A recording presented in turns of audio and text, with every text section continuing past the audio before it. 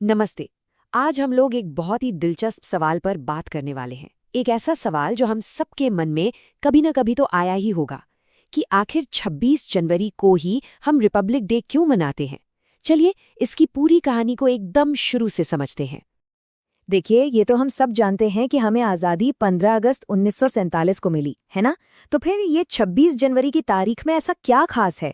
मतलब आखिर उस दिन ऐसा क्या हो गया था जिसने भारत को सच में असल मायनों में एक आज़ाद और सॉवरेन देश बनाया? तो इस सवाल का जवाब ना उस दौर में छिपा है जब भारत की आज़ादी कह सकते हैं कि एक तरह से अधूरी थी। 15 अगस्त 1947 वो तारीख जब हम ब्रिटिश राज से तो आज़ाद हो गए, लेकिन ये कहानी का बस एक हिस्सा था। असल में ना ये आज़ादी पूरी नहीं थी। सोचिए, देश को अभी भी अपनी पहचान बनानी थी, अपने नियम कानून बनाने थे, और ये कोई छोटा काम नहीं था। एक बहुत बड़ी चुनौती थी सामने। आप सोचकर देखिए, देश आज़ाद हो गया, लेकिन उसके पास अपना कोई संविधान ही नहीं था। देश का पूरा सिस्टम अभी भी अंग्रेजों के बनाए कानूनों पर ही चल रहा था, खासकर गवर्नमेंट ऑफ इंडिया एक्ट 1935 पर। मतलब पॉलिटिकल आज़ादी तो मिल गई थी, पर हमारे अपने नियम, हमारे अपने अधिकार, हमारी अपनी पहचान, ये सब बनना भी बाकी था। और यहीं पर इन दोनों तारीखों का फ़र्क समझना बहुत ज़रूरी हो जाता है। देखिए, 15 अगस्त ने हमें अंग्रेज़ों से आज़ादी दिलाई, ठीक? पर 26 जनवरी ने हमें हमारे अपने कानून दिए, हमारी अपनी पहचान दी।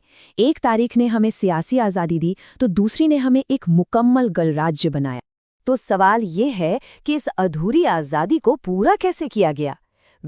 यहीं से शुरू होती है भारत के सबसे अहम दस्तावेज, हमारे संविधान के बनने की शानदार कहानी।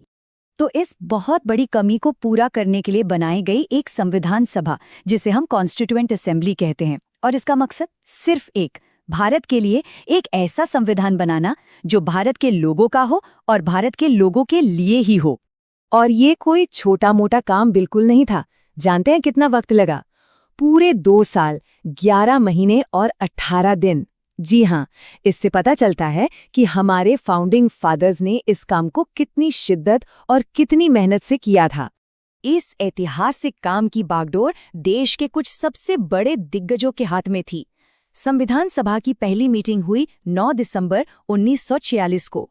इसके प्रेसिडेंट थे डॉक्टर राजेंद्र प्रसाद, और सबसे अहम जो ड्राफ्टिंग कमेटी थी, उसके चेयरमैन थे डॉक्टर BR अम्बेडकर, जिन्हें हम भारतीय संविधान का जनक भी कहते हैं। उस सभा में ना सिर्फ कानून नहीं लिखे जा रहे थे, बल्कि एक नए भारत के भविष्य की नींव रखी जा रही थी। हर एक धर्म, हर एक तबके, हर नागरिक के अधिकारों पर घंटों बहस हुई, चर्चा हुई, ताकि एक ऐसा समाज बन सके जहां सबको इंसाफ और बराबरी मिले। लेकिन अब आता है असली सवाल। हमारा संविधान तो 26 नवंबर 1949 को ही बनकर तैयार हो गया था। तो फिर उसे लागू करने के लिए 2 महीने का इंतजार क्यों किया गया? 26 जनवरी की तारीख ही क्यों चुनी गई? इसका जवाब इतिहास के पन्नों में छिपा है। और जवाब है ये। दरअसल बात है साल 1930 की। 26 जनवरी के ही दिन भारतीय राष्ट्रीय कांग्रेस ने पूर्ण स्वराज यानी पूरी तरह से आज़ादी का ऐलान किया था। वो दिन हमारी आज़ादी की लड़ाई का एक बहुत बड़ा दिन था। बस उसी ऐतिहासिक दिन को हमेशा के लिए अमर बनाने के लिए हमारे लीडर्स ने ठीक 20 साल बाद 26 जनवरी 1950 को संविधान लागू करने का फैसला किया। 1930 की वो घोषणा कोई मामूली ऐलान नहीं थी, वो ब्रिटिश हुकूमत को एक सीधी चुनौती थी। उस दिन पूरे देश में तिरंगा फहराया गया था और लोगों ने कसम खाई थी पूरी आज़ादी की। इसीलिए ये तारीख सिर्फ एक डेट नहीं है, ये एक जज्बा है, एक संकल्प है। और बस इसी ऐतिहासिक दिन पर भारत ने अपनी असली पहचान पाई। तो चलिए देखते हैं कि 26 जनवरी 1950 को असल में हुआ क्या-क्या। सबसे पहले तो ये समझते हैं कि गणराज्य या रिपब्लिक का मतलब क्या होता है। सिंपल भाषा में ये एक ऐसा देश है जहां देश का हेड यानी सबसे बड़ा लीडर चुना जाता है। वो किसी राजा महाराजा की तरह खानदानी नहीं होता।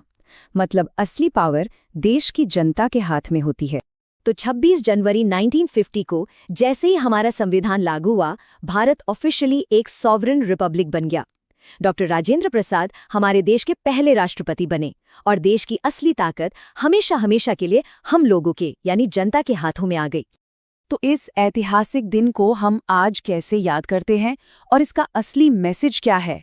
हर साल नई दिल्ली में कर्तव्य पथ पर जो शानदार परेड होती है वो इसी विरासत का एक जीता जागता सबूत है। ये सिर्फ एक फंक्शन नहीं है, ये पूरे देश और दुनिया के लिए एक मैसेज है। इस परेड में हमें अपनी मिलिट्री की ताकत दिखती है। अलग अलग राज्यों की वो खूबसूरत झांकियां हमारे देश की डाइवर्सिटी दिखाती हैं। और हाँ, इसी दिन देश के बहादुरों को वीर चक्र और अशोक चक्र जैसे गैलेंट्री अवार्ड से भी सम्मानित किया जाता है।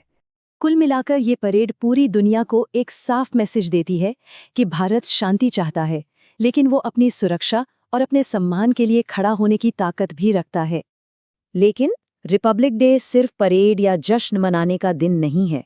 ये दिन हमें हमारे संविधान से मिले अधिकारों की याद दिलाता है। बोलने की आज़ादी, बराबरी का हक, इंसाफ का हक।